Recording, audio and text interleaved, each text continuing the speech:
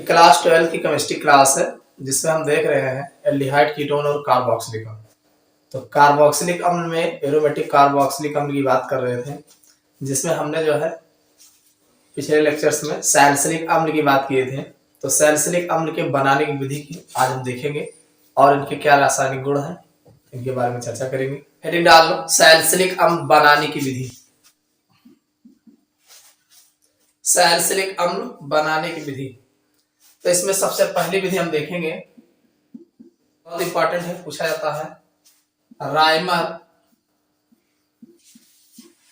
Teamer अभिक्रिया द्वारा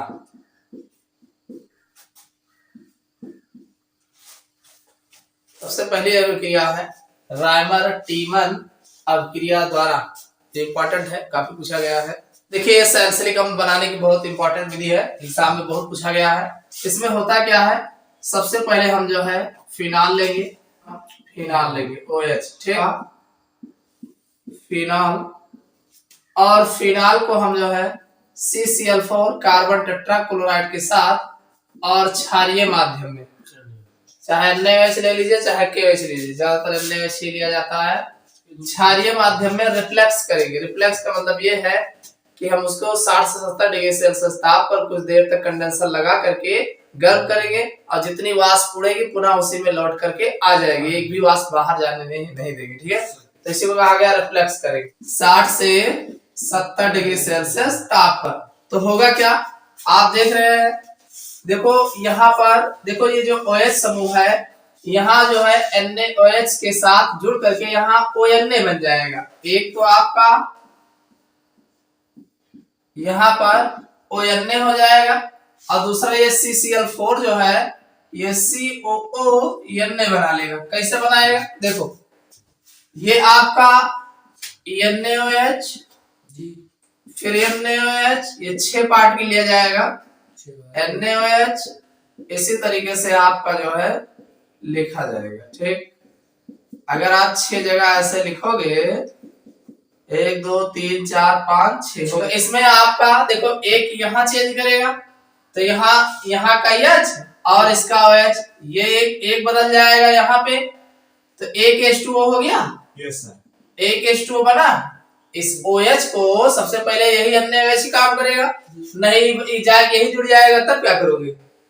तो इसके लिए पहले यहाँ ONA बनाएगा, तो ये ONA बन गया, एक H2O बना के इसका काम हो गया। अब देखिए 4 Cl है तो 4 Na, 4 Cl और 4 Na, ये आपका 4 Cl 4 Na मिल करके जो है ये आपका 4 NaCl बना लेगा। यस सर, 4 NaCl बन गया, ठीक। तो ध्यान सुनिए, इसमें आपका एक H2O ये बनेगा जी, और एक H2O ये बन जाएगा जी, 2 H2O हो जाएगा जी। तो एक पहले बना है, 3 H2O हो गया, 2 OO बचा, इसमें क्या बचा, 2 OO बचा है ना जी, तो CO2, ठीक। अब ये जो है और ये C और 2 O मिला करके COO हो गया, इतना कंफर्म हो गया। यस सर, अब CO हो गया, अब इतना काम हो गया, NaCl भी बन गया। अब देखिए आपका एक NaOH और बचा है, एक NaOH और बचा है, तो जहां ये लगेगा COO वहां पर भी तो एक हाइड्रोजन निकलेगा। तो उस हाइड्रोजन के साथ ये जो है एक H2O और बना लेगा, तो यहाँ 3 के जगह बजाय 4 H2O हो जाएगा। फिर ये Na बचा, ये Na इसी पे लग जाएगा CO पे, तो ये आपका COO Na हो जाएगा। समझ में आया कि नहीं।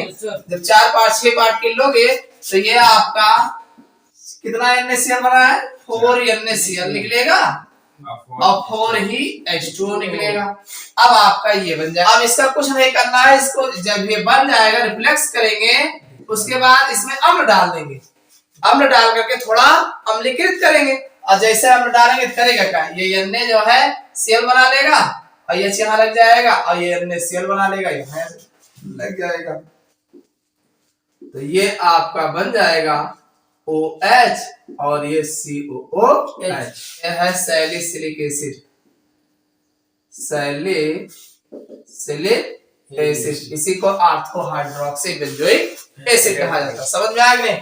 तो इसको हम ऐसे कहेंगे कि जब हम फिनाल को क्षारीय माध्यम में कार्बन टेट्राक्लोराइड के साथ 60 से 70 डिग्री सेल्सियस ताप पर रिफ्लेक्स करते हैं, तो इसके पश्चात फिर इसको अम्लीकृत करने पर हमें जो है सैलिसिलिक एसिड प्राप्त होता है। अगला है, ये भी इंपॉर्टेंट है, कोल्बे की अभिक्रिया द्वारा, कोल्बे अभिक्रिया द्वारा, बाय कोल्बे रिएक्शन। देखो ये आपका है सोडियम फिनॉक्साइड ONA, इसको बोलते हैं सोडियम फिनॉक्साइड। ठीक, सोडियम फिनॉक्साइड को कार्बन डाइऑक्साइड के साथ 125 डिग्री सेल्सियस ताप पर और 4 से 7 वायुमंडलीय दाब पर जो है उच्च दाब पर गर्म करते हैं। तो इसमें होगा क्या, देखो ये CO2 दिख रहा है ना, यहाँ लगेगा, आराम से लगेगा, और जब यहाँ पर लगेगा देखो कितना बढ़िया है, यहाँ से एक H निकलेगा और ये H यहाँ लग जाएगा, और Na पे, Na के स्थान पे लग जाएगा, और ये COO पे लग जाएगा, ये ऐसे बन जाएगा।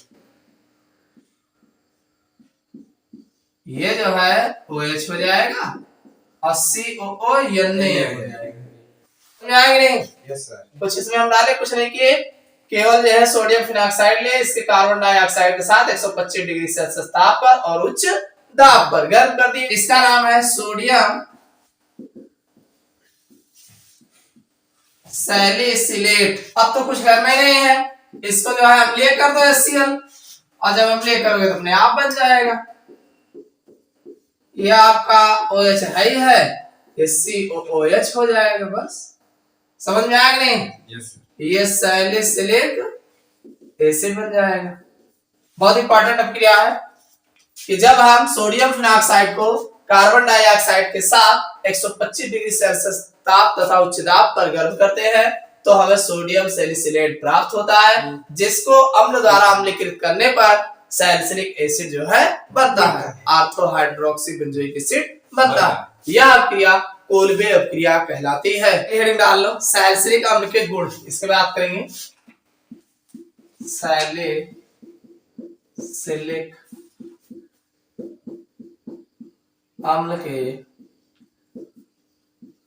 गुण,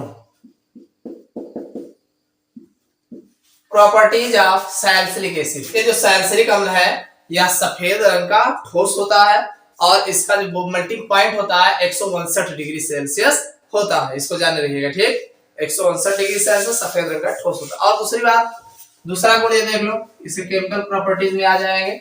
ये जो है इसको अगर गर्म किया जाता है तो इसमें से कार्बन डाइऑक्साइड के अणु निकल जाते हैं। इसको गर्म करते हैं तो कार्बन डाइऑक्साइड के अणु निकल जाते हैं। ये आपका सैलिसिलिक एसिड है, ये OH हो जाएगा, और ये COOH। कुछ नहीं करोगे, इसको गर्म करोगे तो इसमें से क्या है, CO2 निकल जाएगा, ये यही तो लग जाएगा, तो ये आराम से जो है ये OH रहेगा ही रहेगा, और ये बन जाए प्लस CO2 बाहर हो जाएगा, तो ये फिनाल में चेंज हो जाएगा। किसमें?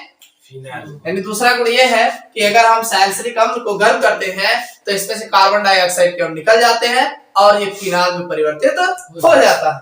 अगला इसका जो गुण है, अगला को इसका गुण ये है कि अगर हम सैलिसिलिक अम्ल को NaOH यानी क्षार के साथ जो है अभिक्रिया कराते हैं, तो इसमें के दोनों जो OH समूह है, दोनों का OH समूह H हाइड्रोजन जो होता है वो Na समूह द्वारा विस्थापित हो जाता है। इसमें जो है ये सैलिसिलिक अम्ल है और OH ये है, यहाँ पर COOH है। अगर इसको आप NaOH के साथ अभिक्रिया कराते हैं, NaOH के साथ गर्म करते हैं, तो देखो यहाँ का OH NaOH H2O बना लेगा, और यहाँ का OH H2O बना लेगा, यहाँ पर भी Na लग जाएगा, यहाँ पर भी 2 पार्ट के ले लेंगे, तो ये बन जाएगा, ये जो है आपका ONA हो जाएगा, और ये भी COO बन जाएगा, और 2H2 बन जाएगा। अगर हम सैलिसिलिक एसिड को जो है, ये है सैलिसिलिक एसिड, सैलिसिलिक एसिड। और सैलिसिलिक एसिड को जो है जब हम NaOH के साथ गर्म करते हैं तो इसके दोनों OH हाइड्रोक्सिल समूह के हाइड्रोजन परमाणु जो है विस्थापित हो जाते हैं, सोडियम परमाणु द्वारा जो है विस्थापित हो जाते हैं। डाई सोडियम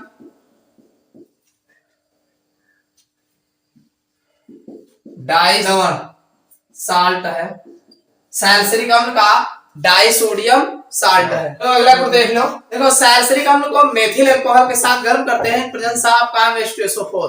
अगर हम शांत सल्फ्यूरिक अम्ल की उपस्थिति में सैलिसिलिक अम्ल को मेथिल अल्कोहल के साथ गर्म करते हैं तो मेथिल सैलिसिलेट बनता है। देखो ये आपका है सैलिसिलिक अम्ल OH COH, इसको आप CH3OH के साथ गर्म करोगे इन प्रेजेंस ऑफ काम H2SO4 शांत सल्फ्यूरिक अम्ल की उपस्थिति में गर्म कर देंगे। देखो कितना आसान, इसका OH निकल जाएगा और ये घूम कर इसी पे लग जाएगा, ये OH हो जाएगा और COO क्या बना CH3। ये है मेथिल सैलिसिलेट, मेथिल सैलिसिलेट और साथ में निकला क्या है H2O। जब हम शांत सल्फ्यूरिक अम्ल की उपस्थिति में सैलिसिलिक अम्ल को मेथिल अल्कोहल के साथ गर्म करते हैं तो मेथिल सैलिसिलेट बनता है। देखिए जो आपको मेथिल सैलिसिलेट बनाए हैं ये जो है सुगंधित पदार्थों में, विंटरग्रीन के तेल में, सुगंधित पदार्थों में पाया जाता है। इसका उपयोग जो है सुगंध बनाने में, सूरजकर सुगंध बनाने में जो है प्रयोग किया जाता है। चलो अगला देख लो। अगर हम फास्फोरिल क्लोराइड, देखो ये हमारा है सैलिसिलिक अम्ल जी। सबसे पहले सैलिसिलिक अम्ल से ही बात करेंगे, COOH। अगर इस पर C6H5OH लिखा हुआ फिनाल, फिनाल की क्रिया कराते in presence of phosphoryl chloride FeOCl3, नाम पता है ना जी सर। फास्फोरिल क्लोराइड की उपस्थिति में फिनाल के साथ गर्म करते हैं तो देखो इसका H इसका OH निकल जाएगा और ये इसी पे लग जाएगा तो ये बन जाएगा, ये OH है COO C6H5 और प्लस H2O, फेनिल सैलिसिलेट। और एक नाम और है सैलोल, सैलोल, इसको सैलोल बोला जाता है। ये भी बहुत काम की चीज है, इसका ध्यान रखना। जब हम सैलिसिलिक अम्ल को फास्फोरिल क्लोराइड की उपस्थिति में फिनाल के साथ गर्म करते हैं तो फेनिल सैलिसिलेट अथवा सैलोल प्राप्त होता है। अगले को देख लो, ये भी काम का है। देखो ये आपका OH और ये COH, इसकी अभिक्रिया एसिटिक एनहाइड्राइड के साथ CH3, एसिटिक एनहाइड्राइड का फार्मूला CH3 COO COCH3, इनके साथ गर्म करेंगे इन प्रेजेंस ऑफ CH3COOH एसिटिक अम्ल की उपस्थिति में। भाई कहीं ना कहीं से ब्रेक करोगे मिलेगा। हाँ ये बड़ा ग्रुप है ना, इस पर नहीं, इससे OH समूह पर यहाँ का H जो है CH3COOH यहाँ पर लगा देंगे, OH हो जाएगा और यहाँ इसको घुमा के लगा देंगे, ये बन जाएगा OCOCH3। अरे ऊपर वाला घूम के लागे ना जी, तो यहाँ पे आ जाएगा और COH ऐसे रहेगा ही और बनेगा हमारा CH3COOH, तो एसिटिक एसिड हो जाएगा। और ये आपका एस्प्रिन है, एस्प्रिन, और इसका दूसरा acetyl salicylic acid, acetyl salicylic acid, इसी को एस्प्रिन कहा जाता है। एस्प्रिन एक औषधि के रूप में प्रयोग किया जाता है। अगला देख लो, अगला ये ब्रोमीनीकरण, बहुत एग्जाम में पूछा जाता है। ब्रोमीनीकरण, ब्रोमीनीकरण यानी इस पर हम ब्रोमीन की अभिक्रिया कराएंगे, ठीक है। ये आपका है, ये OH हो जाएगा, COOH हो जाएगा। देखो हम Br2 की अभिक्रिया कराएंगे H2O की उपस्थिति में, यानी Br2 की अभिक्रिया कराएंगे H2O की उपस्थिति में। ज्यादा दिमाग ही नहीं लगाना, इसमें जो है एक OH को छोड़ करके बाकी जितने ग्रुप है सब पर जो है Br लग जाएगा। ये OH टॉप पे रहेगा, एक Br यहां लग जाएगा, एक Br यहां लग जाएगा और अगला Br यहां लग जाएगा। इसका नाम है 1 2 3 4 5 6। तो ये हो जाएगा 2, 4, 6 ट्राई ब्रोमोफिनॉल। ट्राई ब्रोमोफिनॉल देखो बड़ा आसान है।